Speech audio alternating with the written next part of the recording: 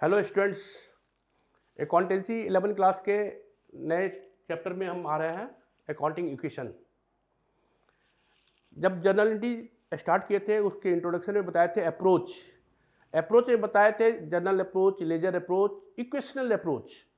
Equational approach का ही नाम है बैलेंस शीट अप्रोच, और उसी इक्वेशनल अप्रोच को, बैलेंस शीट अप्रोच को हम लोग यहाँ पे अकाउंटिंग इक्वेशन के अंदर पढ़ते हैं। आपको पहले भी बताया था कि अकाउंटिंग इक्वेशन जर्नलिटीज के पहले का चैप्टर है, लेकिन जर्नलिटी के बाद उसको हम कंप्लीट कर रहे हैं, इसलिए कि जर्नलिटीज में आपने टर्म एंड कंडीशंस को देख लिया, रूल, पर्सनल अकाउंट क्या होता है, रियल अकाउंट क्या होता है, नॉमिनल अकाउंट, गोल्डन रूल को पढ़ा, डबल एंट्री सिस्टम क्या होता है, इन सारे बातों को जाना। तो ये बात को जानने के बाद ये अकाउंटिंग इक्वेशन थोड़ा आसान हो जाता है, इसलिए इसको हम लोग पहला चैप्टर करके दूसरा चैप्टर में डाल दिए। लेखांकन समीकरण, अकाउंटिंग इक्वेशन, अमेरिकन अप्रोच है ये, अमेरिकन अप्रोच ऑफ अकाउंटेंसी। ठीक है, इसके पहले आपको बताया था कि कॉमर्स में अकाउंटेंसी क्या होता है। अकाउंटेंसी 4 बात पे नाचता है, ये हम पहले बताए हैं। Assets, liabilities, expenses and losses, gains and incomes, gain and incomes. ये 4 जो मैटर है, जो टर्म्स है, इसी 4 टर्म के अंदर में हम लोग पूरे अकाउंटिंग को लेफ्ट राइट करते रहते हैं, डेबिट क्रेडिट करते रहते हैं, प्लस माइनस करते रहते हैं, और अपना रिजल्ट, अपना मतलब पूरा करते हैं। हमारा रिजल्ट क्या है, हमारा मोटो क्या है? The motto of businessman is to earn profit and to know the financial position after 1 financial year, कि एक साल में हमने बिजनेस में क्या किया, हमारा क्या अचीवमेंट है, हम कितने प्रॉफिट में हैं, कितने लॉस में है, हमारा क्या पोजीशन बता रहा है, वो वॉच करना जरूरी हो जाता है। अपने आप को, अपने बिजनेस को एसेस करना जरूरी हो जाता है, असेसमेंट करना कि हमारे बिजनेस का क्या पोजीशन है। ठीक है, तो ये 4 पे ही हम लोग सारा काम करते हैं। तो अकाउंटिंग इक्वेशन के अंदर इन्हीं के सहारे एक इक्वेशन का डेवलपमेंट किया गया। वो इक्वेशन क्या बना? A = L+C, ये इक्वेशन बना। इस इक्वेशन को फिर डेवलप किया गया, थोड़ा सा और इसको इंप्रूवमेंट किया गया। ये डेवलप होगी क्या, इसको हम लोग कैसे ब्रेक कर सकते हैं? और भी इस तरीके से ब्रेक कर सकते हैं, इसको हम लोग और भी तरीके से ब्रेक कर सकते हैं। L = A - C कर सकते हैं, L को यहाँ छोड़ दिए, L C को वहाँ ले गया, और हम लोग C = A - L भी कर सकते हैं। तो इस तरह से भी हम लोग दे सकते हैं। ये एक नंबर के क्वेश्चन में आ सकता है। ये एक इस तरह का इक्वेशन को नहीं देखे, ऐसा दे देगा आपको, बोले कि इज इट ट्रू और नॉट ट्रू। ठीक है, तो ये इस तरह से टूट सकता है, अलग हो सकता है, जब एक ही मतलब है, इसका सेंस, इसका सेंस और इसका सेंस, सबका सेंस एक है। अब ये इक्वेशन और डेवलप किया गया, ये क्या हो गया? A = L+C + R - expenses. ये ब्रैकेट है, ध्यान रखना, छोटी ब्रैकेट है, स्मॉल ब्रैकेट। ये इक्वेशन फिर डेवलप हुआ A = L+C + R - एक्सपेंसेस। ठीक है, अब ये क्या होता है? ए फॉर एसेट्स, ए को हम लोग एसेट्स इंडिकेट करते हैं। देखो, ए है, एसेट्स का पहला लेटर है ए, एसेट्स। इसके अंदर में क्या क्या आता है, आप पढ़े हैं। बेसिक अकाउंटिंग टर्म्स में आप इन सारे बातों से वाकिफ हो चुके हैं कि एसेट्स क्या है, लायबिलिटीज क्या है, एक्सपेंसेस क्या है, ये सारी चीज, इनकम क्या है, ये सारा चीज हम लोग बेसिक अकाउंटिंग टर्म्स जो पहले कर चुके हैं उसमें जान लिया। Assets, cash, bank, stock, stock को हम लोग गुड्स भी लिखते हैं, ध्यान रखिएगा।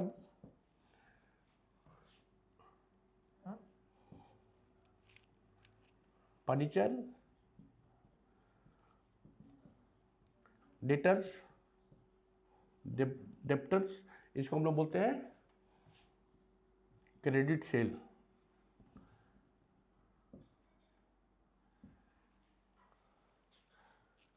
ठीक है, building, plant and machinery,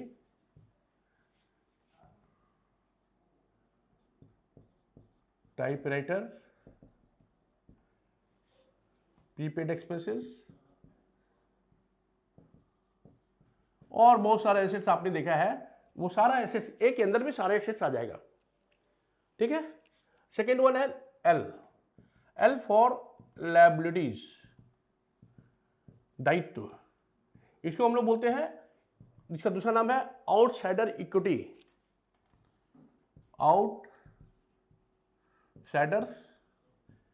equity, जो हम दूसरे से कर्ज लिए हैं, ठीक है। इसके अंदर आ जाएगा क्रेडिटर्स, क्रेडिटर्स मतलब जिसे हम लोग क्रेडिट परचेज करते हैं, credit purchase, bills payable, loan, outstanding expenses etcetera, और भी बहुत सारा दायित्व आ सकते हैं। Then C, C equal to capital, जो बिजनेस में लगाता है, इसको हम लोग बोलते हैं, कैपिटल को हम लोग क्या बोलते हैं, ओनर्स इक्विटी, जो मालिक पैसा लगाया है, ओनर्स इक्विटी, जो मालिक पैसा लगाया है, इसको हम लोग बोलते हैं सी फॉर कैपिटल। आर हो जाता है रेवेन्यू, रेवेन्यू या इनकम या गेन, गेन्स या प्रॉफिट, ये सब आर को इंडिकेट करता है। और एक्सपेंसेस तो आप जानते हैं खर्च होता है, इसको लॉसेस से भी इंडिकेट कर सकते हैं हम लोग। तो ये हमारी इक्वेशन में जो शब्द प्रयोग किया गया है, लेटर है, उनका फुल फॉर्म इस तरह से हो गया। और इसके अंदर क्या क्या आता है, एक एग्जाम्पल के तौर पे कुछ टर्म्स को लिखे हैं, और बहुत सारे टर्म्स को आप जानते हैं बेसिक अकाउंटिंग टर्म्स चैप्टर के अंदर में। तो इस इक्वेशन का सारा मैटर क्लियर हुआ। अब जो डाटाज होता है, बिजनेस डाटाज, ये अप्रोच आया क्यों, अकाउंटिंग अप्रोच, इसी को हम लोग बोलते हैं बैलेंस शीट अप्रोच भी बोलते हैं, balance sheet, balance sheet, balance sheet approach. Journal हम लोग क्या करते हैं, इसके पहले हम लोगों ने सीखा जर्नल डी, जर्नल डी हम लोग डेली बनाते हैं, डेली ट्रांजेक्शंस। लेजर मंथली होता है और ट्रायल बैलेंस ईयरली होता है, यानी कि एक साल बिजनेस करने के बाद आपको पता चलता है कि बिजनेस का क्या पोजीशन है। तो 365 दिन बिजनेस करने के बाद 365 दिन में पता चलता है कि आपको बिजनेस में नुकसान हो गया है, तो आप क्या करेंगे, कुछ नहीं कर सकते, क्योंकि आपके पास समय नहीं है उसको फुलफिल करने के लिए। उस कमी को दूर करने के लिए अकाउंटिंग इक्वेशन आया, इसको हम लोग बैलेंस शीट अप्रोच बोलते हैं। यानी कि इक्वेशन के माध्यम से डायरेक्ट हम लोग क्या बनाते हैं, हमारा अकाउंटिंग साइकिल क्या बनता है, बोलता है कि लास्ट में बैलेंस शीट बनता है, जर्नल बना, लेजर बना, ट्रायल बैलेंस बना, ट्रायल बैलेंस के बाद फाइनल अकाउंट बनाए, trading account, profit loss account, balance sheet, फिर हम लोग जर्नल पे आते हैं। तो बैलेंस शीट हम लास्ट में बनाते हैं, लास्ट में बना के हम अपने बिजनेस के मोटो को पता करते हैं। लेकिन इसके अंदर में क्या है कि हम लोग उतना वेट नहीं करते हैं, हम लोग एवरीडे बैलेंस शीट बना सकते हैं। जितना आज दिन में मान लो कि 15 ट्रांजेक्शन हमारे बिजनेस में हुआ, 15 ट्रांजेक्शन को अकाउंटिंग इक्वेशन के फार्मूला के आधार पर हम उसको एक्सप्लेन कर लेंगे और डायरेक्ट बैलेंस शीट बना लेंगे। तो टाइम हमारा बच गया और हम अपने बिजनेस के पोजीशन को समझ गए कि हमारा बिजनेस किस स्थिति में है। तो ये मॉडर्न, इसको दूसरे नाम से मॉडर्न अप्रोच भी बोलते हैं, अमेरिकन अप्रोच है ये। इसके माध्यम से भी हम लोग अकाउंट्स को के रिजल्ट को पता करते हैं, ठीक है। तो ये इसका फॉर्मेट, ये जो इसका फार्मूला है, फार्मूला का डिटेल्स हो गया। अभी एक एग्जांपल लेंगे तो आपकी समझ में आ जाएगा कि कैसे होता है। एग्जांपल दे रहे हैं, number 1, started business with cash ₹10,000,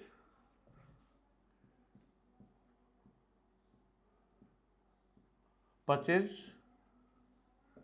goods for cash ₹6,000,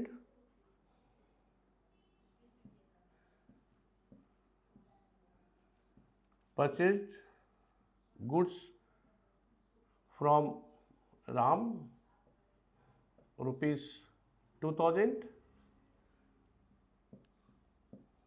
goods sold for cash ₹1,500,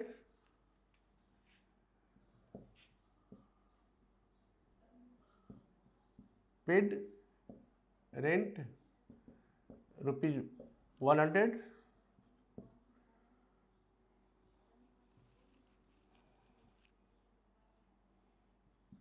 rent,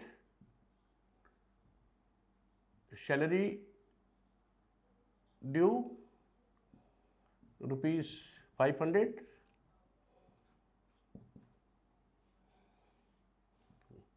goods costing rupees 5,000,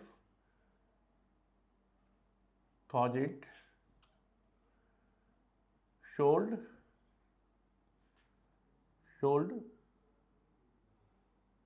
for cash, sold at a profit of 10% and 50% of the dues received in cash। ठीक है, ये हम लोग 7 इंटीज ले लिए। अब इस 7 इंटीज को हम लोग अकाउंटिंग इक्वेशन के अंदर में प्रेजेंट करेंगे। ठीक है, अभी यहां से देखो इसका सॉल्यूशन हम लोग कर रहे हैं।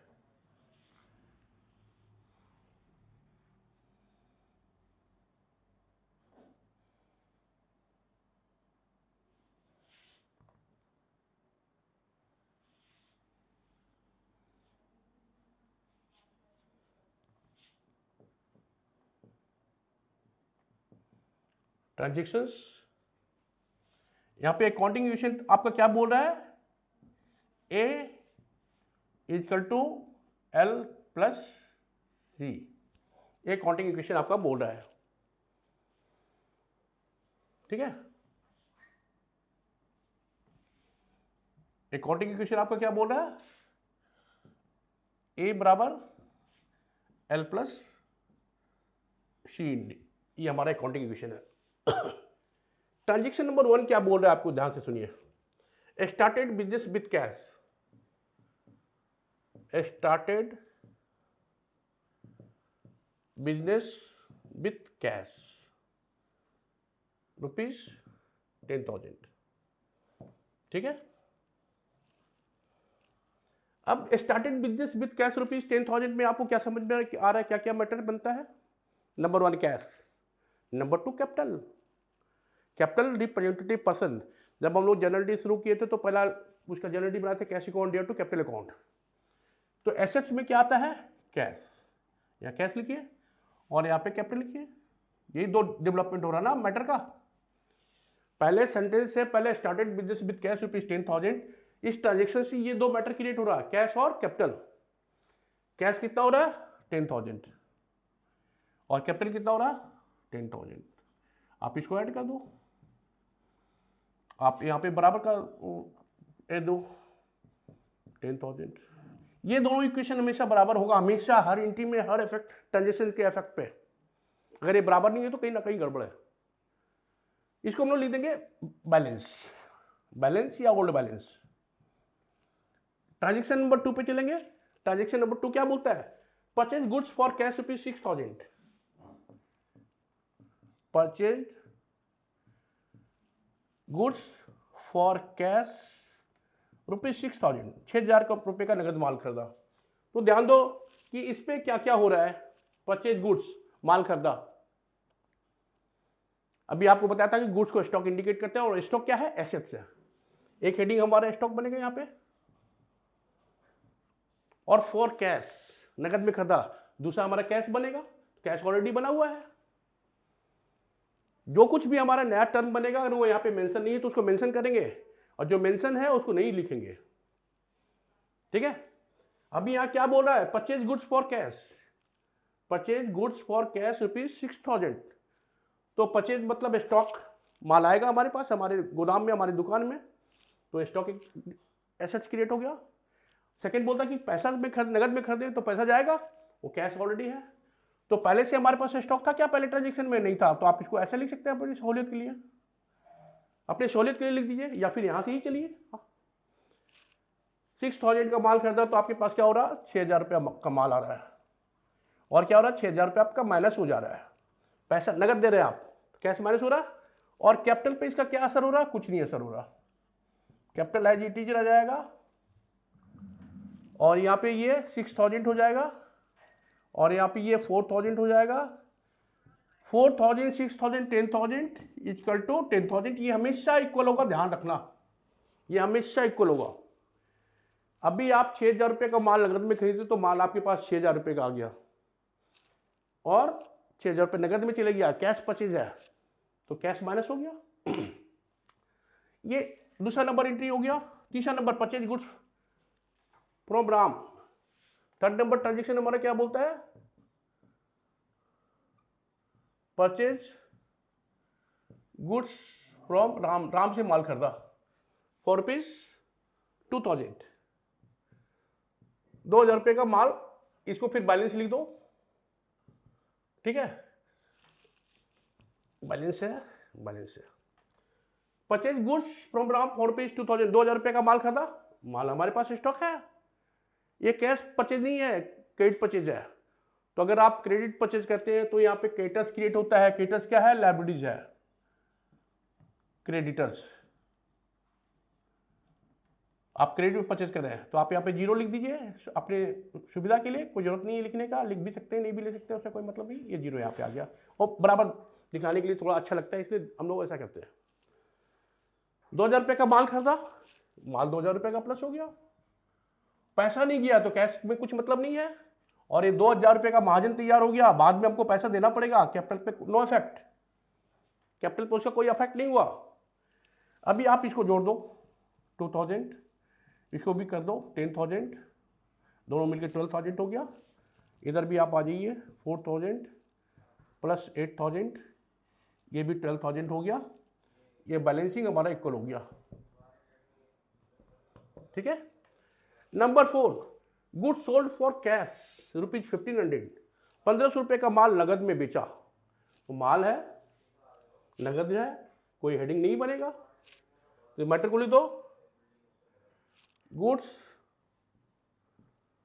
Sold for cash rupees 1,500।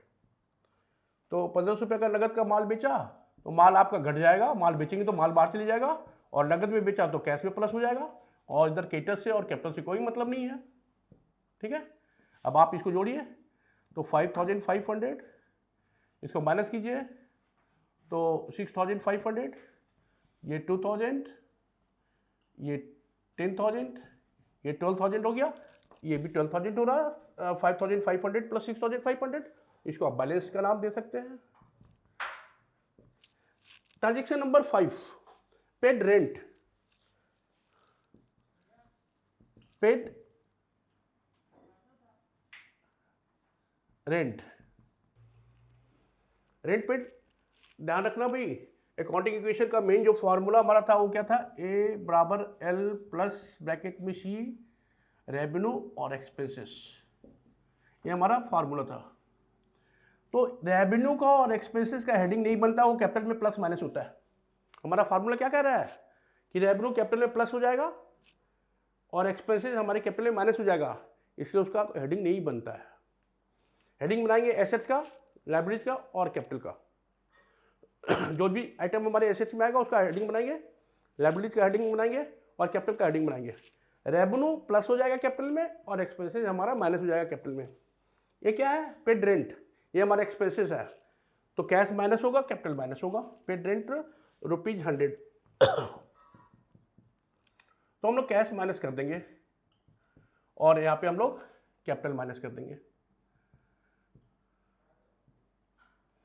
ये 9,900 हो गया, ये 2,000 हो गया, ये 6,500 हो गया और 5,400 हो गया। आप इसका बैलेंसिंग करके देख लेना, टोटल मिलेगा, ठीक है। इसको समझो बढ़िया से, रेंट ड्यू ₹500, मतलब रेंट आउटस्टैंडिंग हो गया। आप जाके लायबिलिटीज के हेडिंग में देखना, लायबिलिटीज में आउटस्टैंडिंग हम लोग लिखे हैं, तो एक हमारा हेडिंग और क्रिएट होगा, आउटस्टैंडिंग। आउटस्टैंडिंग हमारे यहाँ पे क्रिएट हो जाएगा, आप ऐसा लिख लो। ये जरूरी नहीं है लेकिन थोड़ा अच्छा लगता है, ठीक लगता है, ठीक है। ये यहाँ तक बराबर में आ गया, ठीक है, ये पोजीशन। तो इधर हो जाओ, कोई दिक्कत नहीं है, आ गया, ठीक है। अब हमारा क्या यहाँ पे बोल रहा है मैटर बोल रहा है कि सैलरी ड्यू ₹500, सैलरी ड्यूज ₹500। तो सैलरी ड्यू है, वो ध्यान रखना, सैलरी हमारा एक्सपेंसेस भी है लेकिन ड्यू है। इसमें यहाँ प्लस कर दो आउटस्टैंडिंग में, और यहाँ पे कैपिटल पे माइनस कर दो, इसका इफेक्ट इधर नहीं आएगा, ठीक है। आप इधर प्लस करो 500 प्लस 2000 प्लस 9400, और इधर कुछ इफेक्ट नहीं हुआ तो 0 0 लिख दो। 5400 6500, ये कितना हो गया 11900। इसको देखो 11900, ये भी है 9 to 11 400 500 900, ठीक है, ये 500 है।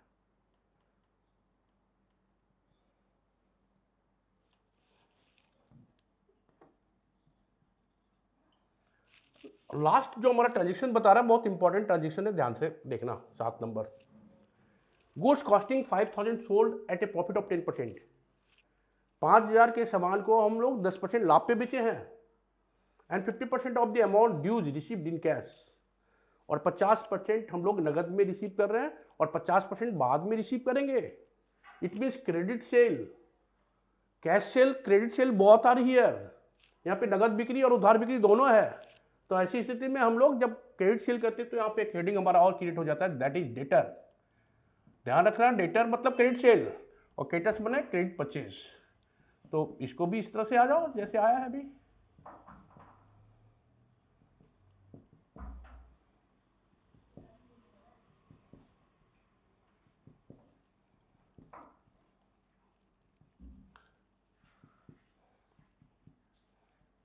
ठीक है, तो पहले आप क्या करेंगे, 5000 का 10% निकालो। 5000 प्लस 5000 का 10% मीन्स 500, ये हो गया तुम्हारा 5500।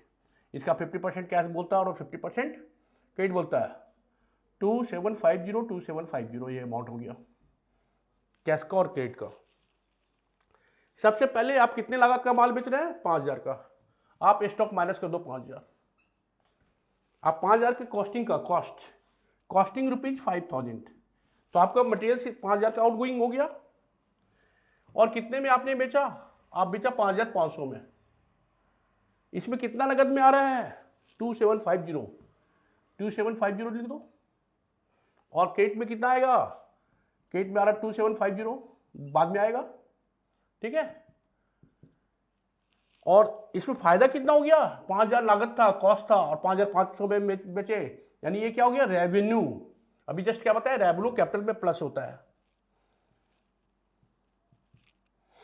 ठीक है। यहां पे मैटर लिख दो कि goods costing ₹5000 sold at A profit of 10% and 50% of the dues received in cash, ठीक है। तो ये अभी वंस अगेन एक्सप्लेन कर रहे हैं। 5000 रुपये का माल आप बेच दिए, माल खत्म हो गया 5000 का। आप इसको 5500 में बेचे, हाफ नगद आ रहा है, 5500 का हाफ होता है 2750, और 2750 इन फ्यूचर आएगा, बाद में आएगा, उधार में आया है, एक ही तो डेटर क्रिएट हुआ। अब आप इसको ऐड करो,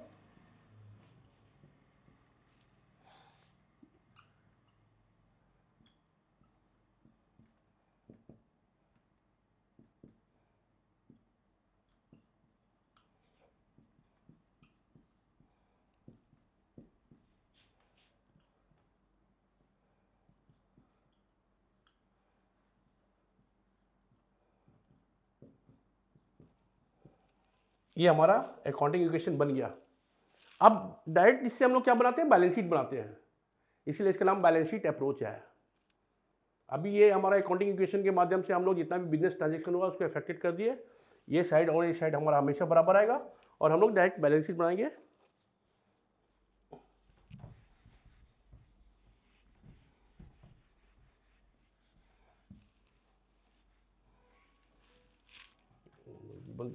कौन है देखिए,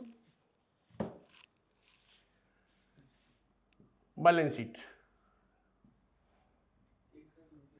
इधर हमारा होता है लायबिलिटीज, कैपिटल एंड लायबिलिटीज, और इधर एसेट्स एंड प्रॉपर्टीज हो रहा है, ठीक है, assets and properties. Balance sheet पूरा डिटेल में से देखेंगे। तो जितना भी एसेट साइड है इधर लिख दो।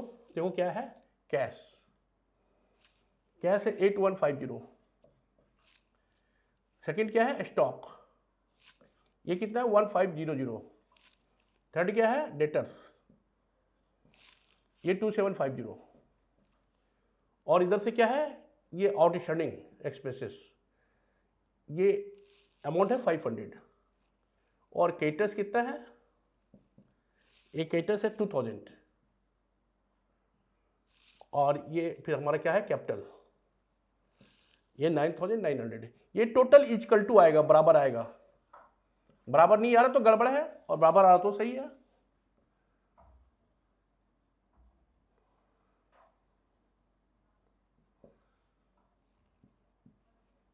ये 12,400 12,400 दो साइड आ गया, बराबर आ गया। ये अकाउंटिंग इक्वेशन कंप्लीट हो गया। इसमें और कुछ करना नहीं है। इस तरह से इक्वेशन डेवलप करना है जो ट्रांजेक्शन दे रहेगा, और बैलेंस शीट बना देना है। अकाउंटिंग इक्वेशन आप प्रैक्टिस करिए। Thank you.